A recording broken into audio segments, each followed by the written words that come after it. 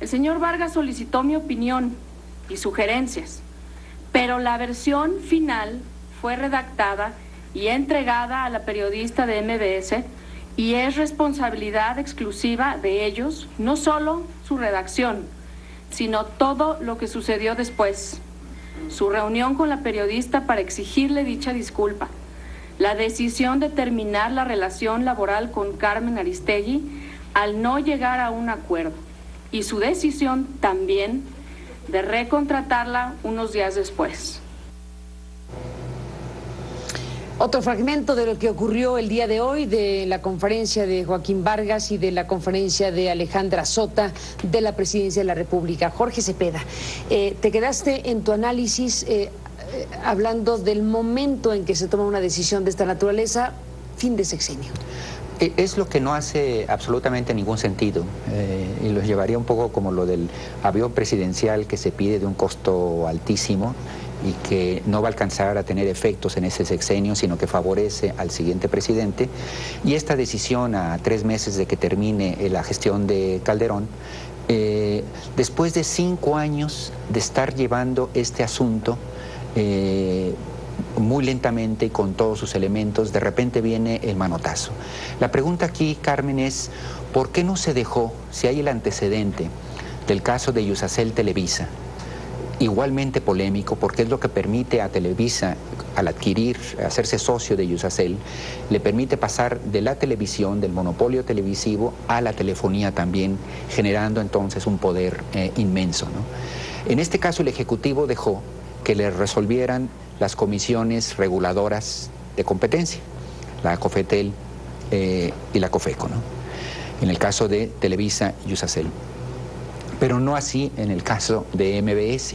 La pregunta es, ¿por qué no dejó que se agotaran estas instancias antes de resolver, como hizo estos días, a 3 meses de terminar el gobierno, con un manotazo sobre MBS, ¿no?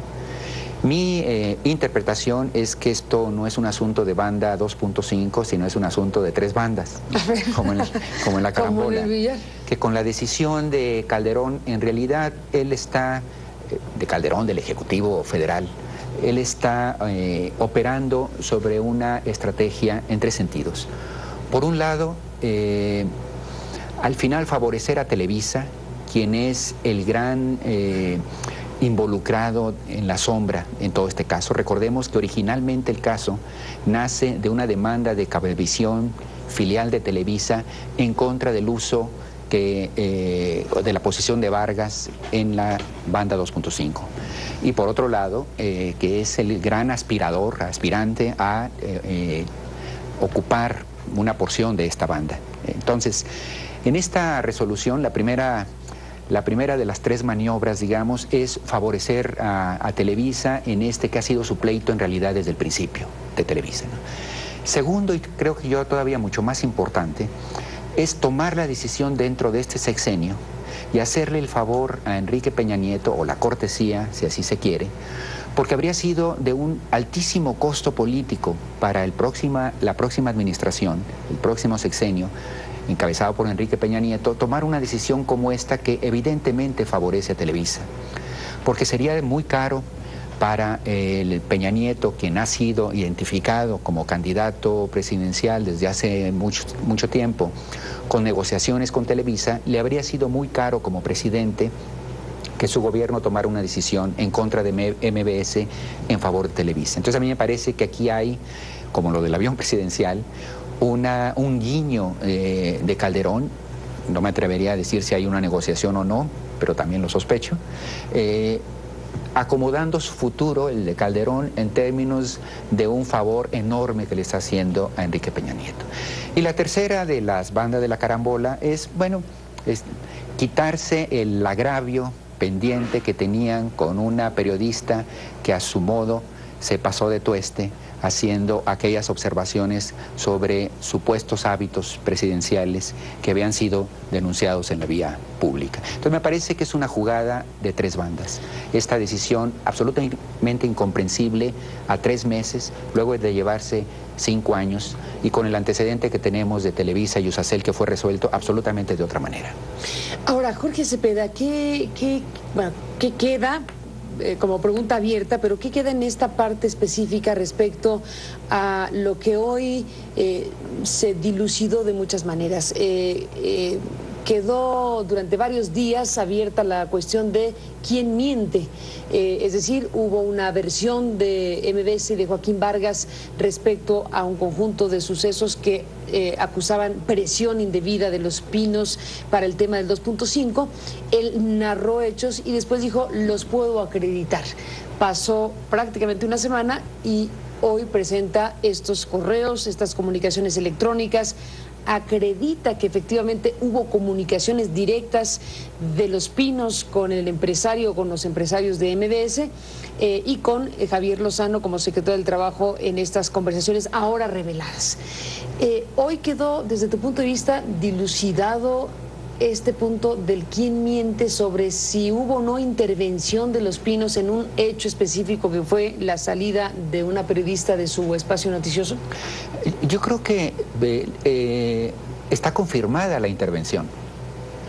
Insisto que es un poco como el huevo y la gallina.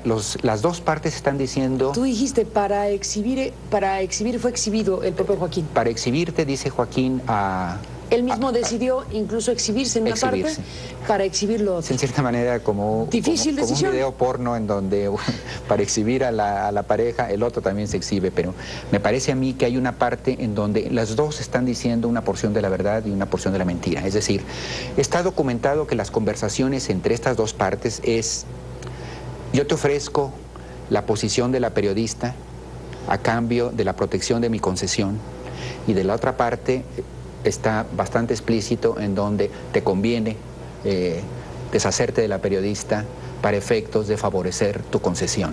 Y este es un diálogo que se está dando en las pruebas presentadas hoy una y otra vez a lo largo de las conversaciones. Esa es la materia. Esa es la materia. Entonces, ¿quién miente? Me parece que ya está, es una pregunta superada. Es decir, ese es el diálogo que se está dando entre las dos partes, y por eso a mí me parece que lo penoso detrás de todo esto... Pero ahí, por eso te pregunto por una parte, por una pregunta específica también, ¿qué significa que si quedó en evidencia efectivamente una intervención de Los Pinos en el suceso de estas maneras, cómo queda una presidencia de la República o una vocería incluso en estas condiciones? Yo creo que queda muy en la tradición de lo que ha sido el poder presidencial en este país y su relación con los medios, que parte esencialmente de la vulnerabilidad que tienen los concesionarios, de la naturaleza de los dueños de los medios de comunicación que operan en función esencialmente de la lógica de sus intereses económicos y no necesariamente en contra del periodismo. Y el aprovechamiento de esta situación que ejerce el poder político para presionar, censurar, acotar. Desde luego no vivimos en las épocas de hace 20 años, efectivamente, como decía hoy Alejandra Sota, es posible hacer caricaturas ridículas del presidente, yo mismo hacer ahora una apreciación de por qué está haciendo esto Calderón de cara a, etcétera, etcétera, pero también es evidente que el poder utiliza allá donde es blandito todo su músculo para acotar la posibilidad de la crítica. Y me parece que en tu caso, Carmen, esto fue ejercido en febrero del 2011 y hoy es el desquite final, porque frente a la frustración que tuvo Joaquín Vargas de que en aquel febrero del 2011 su caso no avanzaba, decidió reinstalarte, ¿no? Pero hay un hecho bien interesante. Decidí aquí aceptar una propuesta que yo hice en función de saber que era un producto de una presión en Los Pinos, tal como lo dije en voz alta, y que hoy se refrenda mi dicho de aquella conferencia en Casalam. Además hay un hecho muy objetivo y concreto y puntual que dice Joaquín, y está comprobado, que le suspendieron las citas que él había hecho en la siguiente semana a tu despido. El mismo día prácticamente. Exacto. Y luego otra que tenía con la propia Cofetel, es decir, una con la Secretaría de Comunicaciones y Transportes y otra con Cofetel, le fueron suspendidas hasta que no se decidiera finalmente sobre tu caso. Hasta que no pronunciar una disculpa según su Así es. Entonces, el hecho de que quieran separar ahora lo técnico y lo administrativo y lo político, como dijo en su rueda de prensa Alejandra Sota, es absolutamente falso porque han estado involucradas desde el principio. Y hoy quedó constatado eso. Le suspendieron sus citas a él que tenían que ver con la concesión mientras se daba el caso de tu despido o no. Jorge Cepeda, déjame hacer una pausa y regresamos en la parte final de esta conversación.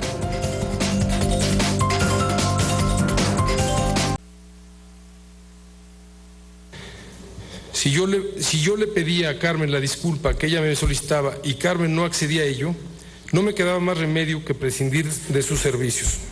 El silencio del otro lado de la bocina fue elocuente. Aristegui sostuvo en todo momento que su pregunta era periodísticamente válida y por lo tanto no aceptaría que su profesionalismo se colocara en tela de juicio. El cese de la señora Aristegui fue decisión exclusiva del señor Vargas, no solicitud o exigencia del gobierno federal o un berrinche presidencial. De no haber sido así, ¿por qué Joaquín Vargas confirma a sus accionistas su decisión personal? ¿Por qué la empresa, así fuera en el momento de la recontratación, nunca hizo públicas supuestas presiones del gobierno? Simple y sencillamente porque no las hubo. Bueno, se acabó el tiempo. Jorge Cepeda, ¿con qué te despides?